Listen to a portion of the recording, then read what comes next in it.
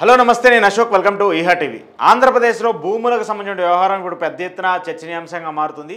ప్రభుత్వానికి సంబంధించి వేల కోట్లు విలువ చేసేటువంటి భూములన్నింటినీ కూడా ప్రైవేట్ కంపెనీలకు ఆంధ్రప్రదేశ్ ప్రభుత్వం అప్పజెప్తుందంటూ కూడా పెద్ద ఎత్తున విమర్శలు వస్తున్నాయి. ఇప్పటికే విశాఖకు సంబంధించి వేల కోట్ల భూములు ఉన్నటువంటి అంశాలన్నింటినీ కూడా ప్రభుత్వ కంపెనీలకు అప్పజెప్తున్నారు. ఇటీవల లూలుకి సంబంధించి చూసుకున్నా, వర్షాకి సంబంధించి చూసుకున్నా, టీసీఎస్కి సంబంధించి చూసుకున్నా, అలాగే కాగ్నిజెంట్కి సంబంధించి చూసుకున్నా, ఇలా చాలా పెద్ద పెద్ద కంపెనీలన్నింటికి కూడా వేల కోట్లు విలువ చేసేటువంటి భూములన్నింటినీ కూడా తక్కువ ధరకే 99 పైసలకే ఇస్తున్నటువంటి అంశాన్ని కూడా మనం చూస్తున్నాం. దాంతోపాటు విజయవాడకు సంబంధించి ఎంతో ప్రాతినిధ్యం ఉన్నటువంటి విజయవాడ బస్టాండ్కి సంబంధించిన భూముల్ని కూడా అక్కడ లులు కంపెనీకి ఇచ్చి దాదాపు 5 ఎకరాల భూమిని కూడా అక్కడ లులు కంపెనీకి ఇచ్చి అక్కడ ఒక షాపింగ్ మాల్ని ఏర్పాటు చేసేందుకు కూడా ప్రభుత్వం పర్మిషన్ ఇస్తూ క్యాబినెట్ ఆమోదం తెలిపి దానికి జీవో కూడా ఇష్యూ చేసిన పరిస్థితిని కూడా మనం చూస్తున్నాం. సో ఇలా ఆంధ్రప్రదేశ్ వ్యాప్తంగా ఎన్నో ప్రాంతాల్లో విలువైనటువంటి ప్రభుత్వ భూముల్ని ప్రైవేట్ కంపెనీలకు అప్పచెప్తున్నటువంటి అంశం మీద ఇప్పుడు అందరూ కూడా ఆగ్రహం వ్యక్తం చేస్తున్నారు. దాని మీద కొందరు కోర్టులకు వెళ్తున్నటువంటి పరిస్థితిని కూడా మనం చూస్తున్నాం. అయితే టీసీఎస్కి సంబంధించి 99 పైసలకే విశాఖలో భూములు ఇచ్చినటువంటి అంశాన్ని మీద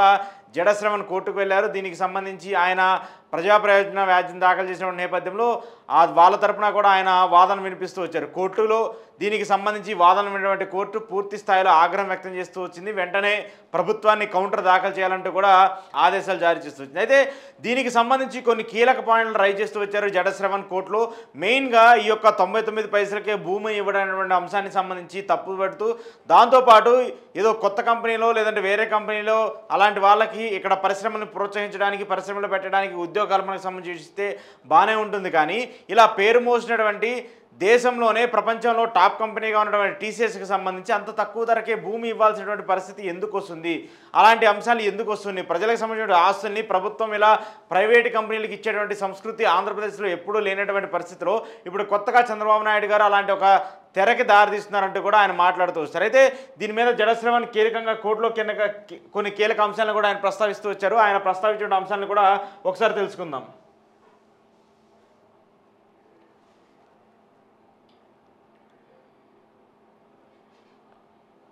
అయితే ఈ యొక్క భూములకు సంబంధించి ఏదైతే విశాఖ భూములు 99 పైసలకే టీసీఎస్కి అప్పచెప్తున్నటువంటి అంశం మీద ప్రజా ప్రయోజన వ్యాజ్యం దాఖలైంది. దానికి సంబంధించి ఈరోజు కోర్టులో కూడా వాదనలు జరుపుతూ వచ్చాడు. విశాఖలో ఏర్పాటు చేసిన టాటా కన్సల్టెన్సీ సర్వీసెస్కు 529 కోట్ల రూపాయల విలువైనటువంటి 21.16 ఎకరాల ప్రభుత్వ భూమిని కేవలం 99 పైసలకు అమ్మాలన్న ప్రభుత్వ నిర్ణయంపై హైకోర్టు విస్మయం. పిటిషనర్ తరపున వాదనలు వినిపించిన ప్రముఖ న్యాయవాది మాజీ న్యాయమూర్తి జడశ్రవణ్ కుమార్ హైకోర్టులో ప్రజా ప్రయోజన వ్యాజ్యం దాఖలు కావడంతో భూమిని అమ్మాలన్న నిర్ణయాన్ని విరమించుకున్న రాష్ట్ర ప్రభుత్వం 529 కోట్ల రూపాయల విలువైనటువంటి భూమిని కేవలం 99 పైసలకు అమ్మాలన్న ఆంధ్రప్రదేశ్ చేసిన society for protection of civil property and environment rights Visakhapatnam అధ్యక్షులు నక్కా నమ్మిగ్రేస్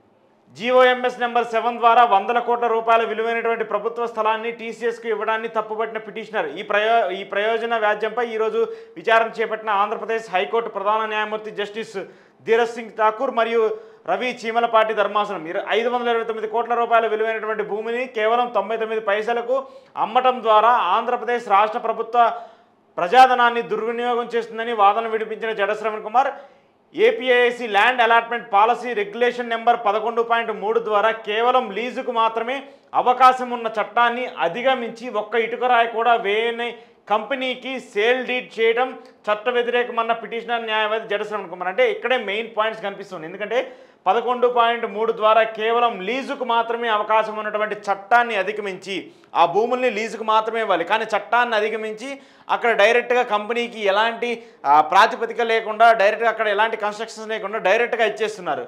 సో ఇలాంటి అంశం మీద కూడా ఆయన మాట్లాడుతూ వచ్చారు. రేపు టీసీఎస్ కంపెనీ ₹1 పెట్టుబడి పెట్టకపోయినా, ఒక ఉద్యోగం కల్పించకపోయినా ఒక్కసారి సేల్ డీడ్ ద్వారా ల్యాండ్ బదలాయించినటువంటి తర్వాత తిరిగి తీసుకునే అధికారం ఆంధ్రప్రదేశ్ రాష్ట్ర ప్రభుత్వం కోల్పోతుందన్న పిటిషనర్. ఇది మెయిన్ ప్రాబ్లం. ఇప్పుడు ఆంధ్రప్రదేశ్కి సంబంధించి వస్తున్నటువంటి మెయిన్ ఇష్యూ ఏంటంటే ఇదే. ఈ పాయింట్ ఏదైతే ఉందో, రేపు టీసీఎస్ కంపెనీ ₹1 పెట్టుబడి పెట్టకపోయినా, ఒక ఉద్యోగం కల్పించకపోయినా ఒక్కసారి సేల్ డీడ్ ద్వారా ల్యాండ్ బదలాయించిన తర్వాత తిరిగి తీసుకునే అధికారం ఆంధ్రప్రదేశ్ రాష్ట్ర ప్రభుత్వానికి ఎట్టి పరిస్థితుల్లోనూ ఉండదు.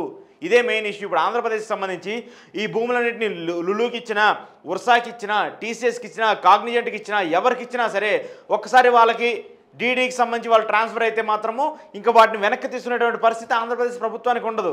సో ఇప్పుడు వీళ్ళు ఏం చెప్తున్నారు, మేము 99 పైసలకి ఇస్తున్నాము, 99 సంవత్సరాలకి లీజుకి ఇస్తున్నామని చెప్పేసి చెప్తున్నారు. 99 సంవత్సరాల వరకు లీజుకి ఇచ్చినా సరే అది వాళ్ళ సొంత భూమిగానే మనం ప్రతిపాదించాలి, వాళ్ళ సొంత భూమిగానే మనం చూడాలి. సో 99 ఏళ్ళ తర్వాత వాళ్ళు ఏం అప్లై చేస్తారు, ఆల్రెడీ అప్పుడున్నటువంటి రాష్ట్ర ప్రభుత్వం అప్పుడున్నటువంటి చంద్రబాబు నాయుడు గారు మాకు ఈ ప్రాతిపదికన ఇచ్చేస్తూ ఉన్నారు, సో ఇది మా సొంత ల్యాండ్గానే ఉంటుందని చెప్పేసి కూడా వాళ్ళు రేపు కోర్టుకు వెళ్ళే పరిస్థితి ఉంటుంది. అప్పుడు కోర్టులు కూడా ఏం చేసే పరిస్థితులు ఉండవు. సో ఇలాంటి అంశాలకు సంబంధించి ప్రభుత్వము మరి ఏం ఆలోచించి ఎలా ఆలోచించి భూములు ఇస్తుందో అర్థం కావట్లేదు. సో ఇప్పుడు ఈ పాయింట్ ఏదైతే ఉందో సేల్ డీడ్ ద్వారా ల్యాండ్ బదలాయించితే మాత్రము మళ్ళీ తిరిగి వెనక్కి తీసుకునే పరిస్థితి ఉండదు, ఓన్లీ సేల్ డీడ్కి సంబంధించి మాత్రమే తీసుకోవాల్సినటువంటి పరిస్థితి ఉంటుంది. సో ఆ తర్వాత కేవలం రాజకీయ ప్రయోజనాలతోనే ఈ ల్యాండ్ అలాట్మెంట్ జరిగిందంటూ కూడా వాదనలు వినిపించారు. ప్రభుత్వ తరఫున వాదనలు వినిపించినటువంటి స్పెషల్ గవర్నమెంట్ లీడర్ ప్రణతి టీసీఎస్ కంపెనీ తమ ప్రభుత్వ భూమిని అమ్మాలన్న ప్రతిపాదన లేదని, ఇది కేవలం నామమాత్రపు లీజు మాత్రమే అంటూ స్పష్టము. ప్రభుత్వ భూమిని అమ్మాలనేటువంటి పరిస్థితి లేనప్పుడు, లీజు లేనప్పుడు డైరెక్ట్గా వాళ్ళు ఏదో పర్మిషన్ తీసుకొనో లేదంటే అక్కడ మాకు స్థలాన్ని ఇవ్వండి, ఇన్ని సంవత్సరాలకు లీజుకి ఇవ్వండి, ఒక ఎకరానికి సంబంధించి ఇన్ని కోట్లు లేదంటే ఇన్ని లక్షలు ఇస్తామని చెప్పేసి ఎందుకు అగ్రిమెంట్ చేసుకోవట్లేదు? కేవలం 99 పైసలకే వాళ్ళు ఇస్తామనగానే మనం తీసుకుంటున్నామంటే దాని వెనకాల ఎలాంటి అక్రమం లేకుండా ఎలాంటి పొలిటికల్ అంబియన్స్ లేకుండా ఎందుకు తీసుకుంటున్నట్టు? ఒక ఆంధ్రప్రదేశ్ రాష్ట్రమే ఇలా ఇస్తుంది, ఎక్కడా కూడా దేశానికి సంబంధించి ఏ రాష్ట్రాల్లో 99 పైసలకు సంబంధించి భూములు ఇచ్చినటువంటి పరిస్థితులు ఏమీ లేదు. కాకపోతే వాళ్ళకి ఫ్రీగా ల్యాండ్ ఇస్తాము, దానికి సంబంధించి ఇలాంటి వెసులుబాట్లు కల్పిస్తాము, దానికి సంబంధించి రాష్ట్ర ప్రభుత్వానికి మీరు ఇలా చేయాలని చెప్పేసి ముందుగానే అగ్రిమెంట్స్లో డీల్ చేసుకుంటూ ఉంటారు. కానీ ఆంధ్రప్రదేశ్ ప్రభుత్వం మాత్రం అలాంటి ఏం లేదు. ఇప్పుడు మీరో నేనో బయట వాళ్ళు ఎవరో వచ్చేసి ఇక్కడ మేము కంపెనీ పెడతాము, 1000 కోట్ల విలువ చేసే భూమి వైజాగ్లో ఉంది, ఆ భూమిని మాకు ఇవ్వండి, మేము ఒక 1000 ఉద్యోగాలు ఇస్తామని చెప్పేసి ప్రభుత్వాలు ఒప్పందం చేసుకుంటాయి. ఇది ఒప్పందాలు మాత్రమే. ఫైనల్గా అక్కడ ల్యాండ్ అయ్యేటువంటి కంపెనీలు ఎన్ని, అక్కడ ఫైనల్గా అక్కడ వచ్చేటువంటి ఉద్యోగాలు ఎన్ని, వాటికి సంబంధించిన క్లియరెన్స్ ఏమైనా ఉందా? ఇప్పటి వరకు అదేమీ లేదు. సో ఇప్పుడు ఏదైతే ప్రభుత్వానికి సంబంధించిన తీసుకున్నటువంటి ఈ అంశాలు ఉన్నాయో వీటన్నిటికి సంబంధించి కూడా ఇప్పటి వరకు గ్రౌండ్ అయినటువంటి ఉద్యోగాలు కావచ్చు, గ్రౌండ్ అయినటువంటి కంపెనీలు కావచ్చు, ఇప్పటి వరకు లేవు. సో ఇవన్నీ కూడా కేవలం నామమాత్రంగా ఆరోపణలు చేసుకోవడం కోసమో నామమాత్రంగా చేయడం కోసమో కనిపించేవి తప్పితే ఎక్కడా కూడా ఆంధ్రప్రదేశ్కి సంబంధించి ఆంధ్రప్రదేశ్ ప్రభుత్వానికి సంబంధించి ప్రైవేటు కంపెనీలకి మెయిన్గా ఇస్తున్నటువంటి భూములు ఏవైతే ఉన్నాయో అవన్నీ కూడా అక్రమంగా రాజకీయ కోణంలో ఇచ్చేటువంటి భూములు తప్పితే ప్రజలకు ఉపయోగపడేయో లేదంటే ఉద్యోగులకు ఉపయోగపడేయో లేదంటే మిగతా వాళ్ళకు ఉపయోగపడేయో ఇలాంటి పరిస్థితులు అయితే ఏం కనిపించట్లేదు. కేవలం ఇప్పుడు టీసీఎస్కి సంబంధించి మాత్రమే కోర్టుకు వెళ్ళారు, ఖచ్చితంగా లులుకి సంబంధించి కూడా కోర్టుకు వెళ్లాల్సినటువంటి పరిస్థితి ఉంటుంది. ఎందుకంటే విజయవాడ నడిబొడ్డున మెయిన్ సెంటర్లో ఎప్పటి నుంచో ఎన్నో సంవత్సరాల నుంచి అనాది కాలంగా వస్తున్నటువంటి ఒక బస్ స్టాండ్తో పాటు అక్కడ ఉన్నటువంటి బస్ డిపోని లులు కంపెనీకి ఇవ్వాల్సినటువంటి పరిస్థితి ఎందుకు వస్తుంది? అసలు అలాంత అవసరం ఏమొచ్చింది? ఇప్పుడు సడన్గా విజయవాడలోనో వైజాగ్లోనో లులు కంపెనీ పెడితేనో లేదంటే లులు షాపింగ్ మాల్ పెడితేనో అక్కడ ఉద్యోగాలు కల్పన తండాలుగా వచ్చేస్తూ ఉంటాయా? అక్కడ వేల ఉద్యోగాలు వచ్చేస్తూ ఉంటాయా? లులు అనేటువంటి కంపెనీ ఒక షాపింగ్ మాల్కి సంబంధించిన ఒక సంస్థ, అది అక్కడ అన్ని కోట్లు విలువ చేసేటువంటి భూమిని ఇవ్వాల్సిన పరిస్థితి ఏముంది? దాదాపు ఒక ఎకరం విలువ 100 కోట్లకు పైగా ఉంటుంది. సో అంత విలువ చేసేటువంటి భూమిని 5 ఎకరాల ప్రభుత్వ స్థలాన్ని లులుకి ఇస్తారంట. దానికి బదులుగా ఎక్కడో విజయవాడ ఊరి చివరిలోనో లేదంటే విజయవాడ చివరి ప్రాంతాల్లోనో ఎక్కడో ఆర్టీసీకి 5 ఎకరాలకు బదులు ఇంకొక 5 ఎకరాలు బదిలీ చేస్తారంట. అక్కడికి వెళ్ళి అక్కడ డిపో పెట్టాలి, అక్కడికి వెళ్ళి బస్సులకు సంబంధించిన రిపేర్లకు సంబంధించిన పరిస్థితులన్నీ కూడా అక్కడ చూసుకుంటూ ఉండాలి. సెంటర్లో ఉన్నటువంటి భూమినేమో ఇంకోళ్ళకి ఇస్తాము, దానికి ప్రాతిపదికన దానికి రివర్స్లో వేరే చోట ఎక్కడ ఉన్నటువంటి ల్యాండ్ ఇస్తూ ఉంటాం. ఇది ఎంతవరకు నైతికత? ఇది నిజంగానే ప్రజలకు ఉపయోగపడేదా లేదంటే మీకు ఉపయోగపడేదా, మీ పార్టీల కోసము ఉపయోగపడేదా? ఇంతవరకు విజయవాడలోనో వైజాగ్లోనో ఇప్పటివరకు షాపింగ్ మాల్స్ లేవా? అక్కడ సూపర్ మార్కెట్లు లేవా? అక్కడ షాపింగ్ కాంప్లెక్స్ లేవా? ఐమాక్స్ థియేటర్లు లేవా? ఐనాక్స్ థియేటర్లు లేవా? ఉన్నాయి కదా. మరి వాటన్నిటికీ లేనటువంటి ప్రత్యేక రాయితీలు, వాటన్నిటికీ ఇవ్వనటువంటి ప్రత్యేక చర్యలు ఎందుకు కేవలం లులుకి మాత్రమే వర్తిస్తూ ఉన్నాయి? ఎందుకు కేవలం టీసీఎస్కి మాత్రమే వర్తిస్తూ ఉన్నాయి?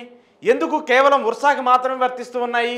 ఇలాంటి వాటి మీద ఎవరో మాట్లాడితేనో ఎవరో ప్రశ్నిస్తేనో వాళ్ళందరూ కూడా ఆంధ్రప్రదేశ్ అభివృద్ధిని అడ్డుకుంటూ ఉన్నారు, వాళ్ళందరూ ఆంధ్రప్రదేశ్ అభివృద్ధికి వ్యతిరేకంగా మాట్లాడుతూ ఉన్నారు. ఆంధ్రప్రదేశ్ అభివృద్ధికి ఎవరు వ్యతిరేకం కాదు. కానీ నిజంగా అక్కడ మీరు ప్రభుత్వం తరపున ఇవ్వాల్సినటువంటి వసతుల్ని ఇవ్వాల్సినటువంటి వనరుల్ని చట్టబద్ధంగా క్రమేపీ చేసి ఇవ్వండి. అలా కాకుండా 1000 కోట్లు విలువ చేసినటువంటి ప్రభుత్వ భూమిని ఎవరో ఒక కంపెనీకి ఇచ్చేసి ఆ ప్రైవేట్ కంపెనీకి ఆ 1000 కోట్ల భూమిని అక్కడ దోచిపెట్టేసి దానికి బదులుగా మీరు ఇచ్చేటువంటి 1000 కోట్ల భూమి అక్కడ ఇస్తే వాళ్ళు 100 కోట్లతో కంపెనీ పెడతారు. అంతే అక్కడ జరిగేది. మిగతా 900 కోట్లు వాళ్ళ జేబుల్లోకి వెళ్తాయి. వివిధ మార్గాల ద్వారా వెళ్ళినటువంటి డబ్బులు మీకు వస్తాయి. దాని విధంగానే ఇక్కడ బిజినెస్ జరుగుతుంది తప్పితే ఎక్కడా కూడా ఆంధ్రప్రదేశ్ రాష్ట్ర ప్రయోజనాలకు సంబంధించో లేదంటే ఆంధ్రప్రదేశ్ ప్రభుత్వానికి సంబంధించి అక్కడ నిరుద్యోగులకు సంబంధించి ఉద్యోగ కల్పన చేయడానికో వచ్చే పరిస్థితి లేదు. లులు కంపెనీకి ఇప్పుడు మీకు చాలామందికి తెలిసే ఉంటుంది, మీ ఏరియాలో మీ గ్రామాల్లో కూడా సూపర్ మార్కెట్లు షాపింగ్ మాల్స్ ఉంటాయి కదా, అక్కడికి వెళ్ళండి. అక్కడికి వెళ్ళి పనిచేసేటువంటి వాళ్ళకి సంబంధించి అక్కడ బేసిక్ శాలరీస్ ఎంత ఉంటాయో చూడండి. మహా అయితే అక్కడ పనిచేసే వాళ్ళకి సంబంధించి 18,000 నుంచి 30,000 వరకు జీతాలు ఉంటాయి అక్కడ ఉన్నటువంటి సేల్స్ గర్ల్స్కు సేల్స్ బాయ్స్కి సంబంధించి. మరి లులు సంస్థ అక్కడ వస్తే విజయవాడలో వస్తేనో వైజాగ్లో వస్తేనో వాళ్ళు పెట్టుబడులు పెట్టేటువంటి పరిస్థితి ఎంతవరకు ఉంటుంది? హైదరాబాద్కు సంబంధించి కుకట్పల్లిలో ఉన్నటువంటి లులు కంపెనీకి సంబంధించి వాళ్ళు పెట్టినటువంటి పెట్టుబడులు మొత్తం కూడా 300 కోట్లు.